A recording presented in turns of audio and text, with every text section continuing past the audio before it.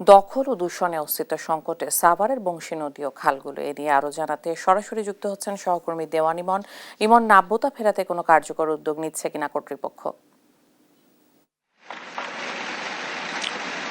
জি, যেমনটি আপনি বলছিলেন, আমি এই মুহূর্তে রয়েছি সাভারের কর্ণপাড়া এলাকায় এবং আমার পেছনে দেখতে পাচ্ছেন যে বংশী নদী, এই নদীর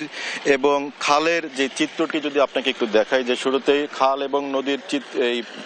পার দখল করে কিন্তু গড়ে উঠেছে বিভিন্ন স্থাপনা। বিশেষ করে এই যে খালের পাশে এবং নদীর পাশে যে সমস্ত কলকারখানাগুলো রয়েছে, এইসব কলকারখানার দূষিত বর্জ্য পানি যেভাবে এসে নদীর পরিবেশ ধ্বংস করছে, অন্যদিকে কিন্তু এবং খাল এবং নদীর পাশে যে সমস্ত বাড়ি ঘর বা স্থাপনাগুলো দেখতে পাচ্ছেন, এগুলো কিন্তু বিগত দিনে ক্ষমতার প্রভাব খাটিয়ে একটি মহল কিন্তু এগুলো গড়ে তুলেছেন। বিশেষ করে ক্ষমতাসীন আওয়ামী লীগের নেতাকর্মীরাই এই যে খালের পার্শ্ববর্তী যে সমস্ত স্থাপনাগুলো দেখছেন, এগুলোর বেশিরভাগই কিন্তু আওয়ামী লীগের যারা বিভিন্ন পদধারী ছিলেন তারা কিন্তু এই স্থাপনাগুলো গড়ে তুলেছেন ক্ষমতার প্রভাব খাটিয়ে। এছাড়া নদী এবং খালের যে বর্তমান পরিস্থিতি, এখানে জলজ প্রাণী থেকে শুরু করে এবং মাছ জলজ প্রাণী, অন্যান্য যে সমস্ত প্রাণী, সেগুলো কিন্তু আর এই নদীতে এখন বসবাসের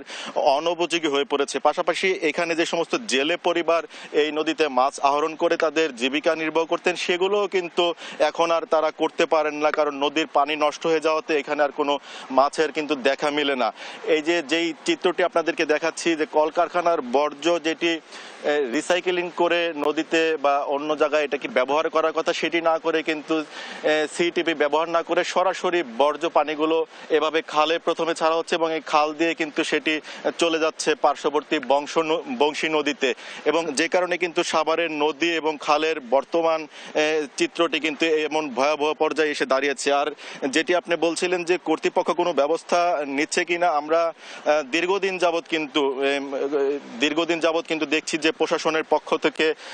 এই সমস্ত নদী এবং খালকে বাঁচানো বা এদের এইসব স্থাপনা উচ্ছেদ এবং এই যে দূষিত বর্জ্য পানি সরাসরি নদীতে ফেলা হচ্ছে, সেই বিষয়ে কিন্তু কোনো প্রশাসনের কোনো উদ্যোগ আমরা দীর্ঘদিন ধরে দেখছি না। পাশাপাশি এখন যিনি রয়েছেন পানি মন্ত্রণালয়ের দায়িত্বে, রেজওয়ানা হাসান মাননীয় উপদেষ্টা, তার যে প্রতিষ্ঠানটি ছিল বেলাত, তারা কিন্তু বিগত দিনে এই সমস্ত বিষয়গুলো নিয়ে বিভিন্ন সময় তারা আওয়াজ তুলেছেন যেন এই সমস্ত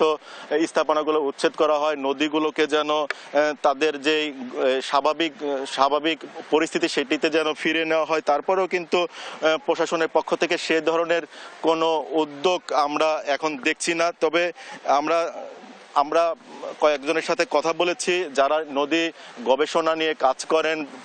পরিবেশ নিয়ে কাজ করেন, তারা যেমনটি বলছেন যে যেহেতু এখন এই মন্ত্রণালয়ের দায়িত্ব রয়েছেন মাননীয় উপদেষ্টা রেজওয়ানা হাসান, তিনি হয়তো আগামীতে উদ্যোগ নিয়ে এই সমস্ত যেসব কারণে নদী এবং খালগুলো ধ্বংস হচ্ছে সেসব বিষয়ে উদ্যোগ নেবেন।